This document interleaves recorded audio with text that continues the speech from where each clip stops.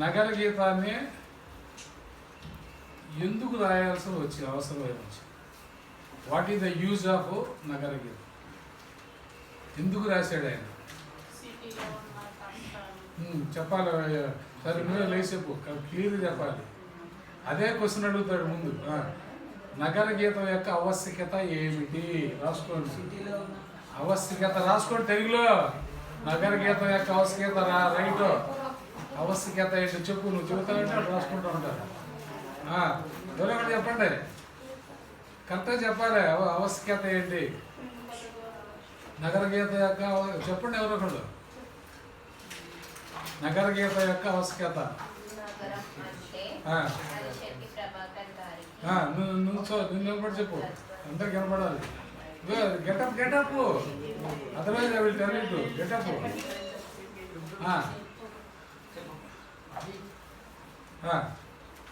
నగరం అంటే అరిశెట్టి ప్రభాకర్ గారికి ఒక విముఖత ధోరణ. ఒక విముఖత పెద్దగా చెప్పు. విముఖత ధోరణి. నగరంలోని మూలాలను ఒక కవి హృదయం ఎట్లా దర్శించుకుంటుందో నగర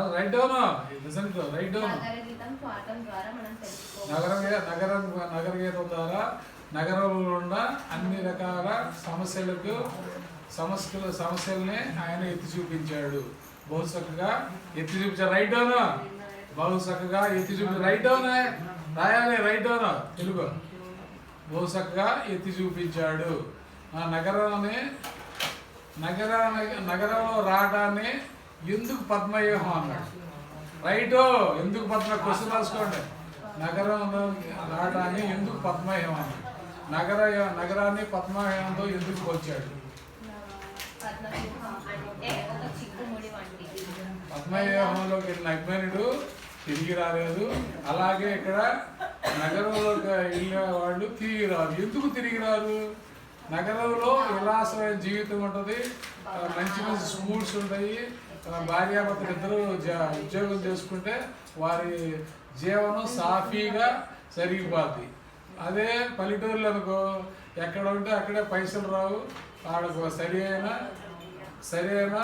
పన్నులు దొరకవు. నగరానికి వచ్చిన వాళ్ళు సబ్బందో పడతారు. నగరాన్ని వదిలిపెట్టి వెళ్ళలేరు. అందువల్ల నగరం అనేది పద్మవ్యూహం లాంటిది. వచ్చిన వాళ్ళు తిరిగిపోరు. వచ్చిన వారు ఎవరైనా సరే నగరం నుండి బయటికి వెళ్ళిపోరు. బయటికి వెళ్ళడానికి ఇంట్రెస్ట్ చూపించరు, ఉత్సాహం చూపించరు. ఎందుకు? వారు పిల్లలకు కావాల్సిన స్కూల్స్ ఉంటాయి, మంచి మంచి విలాస